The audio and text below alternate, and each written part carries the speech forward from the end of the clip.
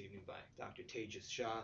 Dr. Shah, 2016 graduate of Ross University School of Medicine, currently in his second year, but your PGY 3 year, you're local. You're right around the corner from here. As we're coming to you live from our offices in North Brunswick, New Jersey, and Dr. Shah is currently an anesthesiology resident at Robert Wood Johnson University Hospital in New Brunswick, New Jersey. So welcome. What's the schedule of a second year anesthesiology resident like? So, as a senior anesthesia resident, we kind of have to take a bigger responsibility. So, we start our days typically around 6 a.m. and we mentor one of our junior residents and we train them as they embark on their journey into residency in anesthesia. And we set up our room. We then go ahead and see our patients. We establish an IV. And for the rest of the day, we do scheduled cases along with intermittent interruptions with emergent cases, and we also cover code pagers, so we respond to all codes throughout the entire hospital.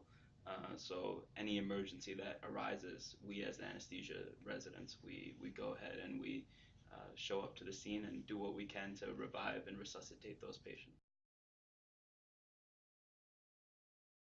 There's nothing that means more to me than mentorship in medicine, and it's such a beautiful thing to be able to uh, pass forward the baton of knowledge that has been passed forward to us from those that preceded before us. And it's such a beautiful thing to mentor them and teach them and allow them to grow and see them become independent as practitioners. And to be surrounded by that kind of excellence was truly inspirational, and to be in that kind of academic environment kind of set the tone as to what kind of physician I'd like to be and the kind of practice I'd like to run moving forward.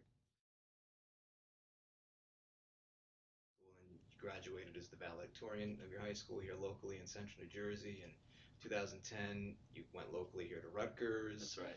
There's a theme here, and graduated within just a couple of years, and then made the decision to apply to medical school. So I was very business oriented, and at some point in my undergraduate degree career, I was running a rental business, and my father sat down with me and he said, is this what you want to do for the rest of your life? Do you want to run a business, or do you want to do something more meaningful with your life? I wanted to know, as an individual, how can I make the biggest impact? How can I do uh, something that will allow me to help others in a way that is beyond just myself and those that are around me?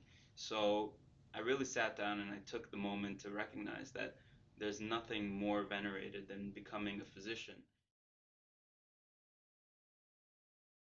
I would say that if you are starting your medical career, to not worry about the things that medical students tend to worry about.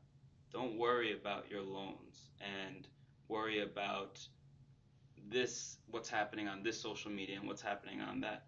Your only focus in life is to study the material and master that material, so that if you lay that one brick down for your day, your task is to lay that one brick down every single day. And if you lay it down perfectly every single day, you master the material that's put in front of you every single day. By the end of your education, you'll have a beautiful wall. Transition early on in my medical school education to start thinking like a doctor as opposed to a student, and learning the material for my life as opposed to for the moment and for that class. I was able to truly embody what it is that I was trying to learn and then thereby excel.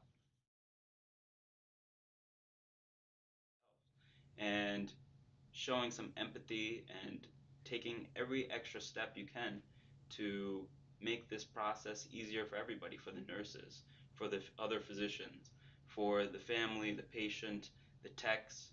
If there's an opportunity to put in an IV and the nurse is very busy, jump on that opportunity.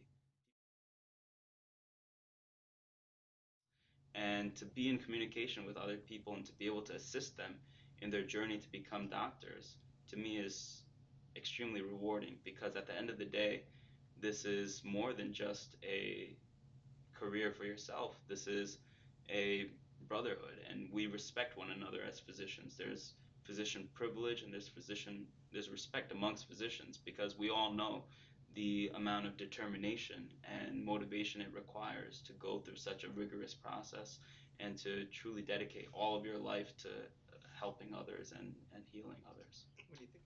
Well, I think that's a great place to wrap up our conversation this evening. I want to thank Dr. Tejas Shah, 2016 graduate of Ross University School of Medicine, for spending one of his precious few free hours with us tonight here in North Brunswick.